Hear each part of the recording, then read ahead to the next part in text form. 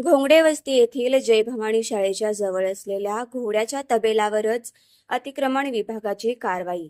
परिसरातील अतिक्रमण बुलडोझर कारवाई करत काढून टाकले. मागील अनेक दिवसापासून या अतिक्रमणामुळे परिसरातील रस्त्यावरून जाणाऱ्या नागरिकांना व वाहन चालकांना मोठ्या प्रमाणात अडथळा निर्माण होत होता.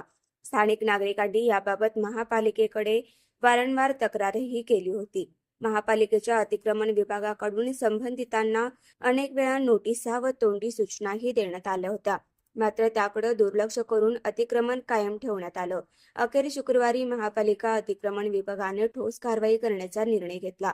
महापालिका अतिक्रमण विभाग प्रमुख जगन्नाथ बनसोडे यांच्या मार्गदर्शनाखाली पथकाने सकाळीच घटनास्थळी जेसीबी व मनपाच्या कर्मचाऱ्यांच्या मदतीने अतिक्रमण हटवण्यात आलं.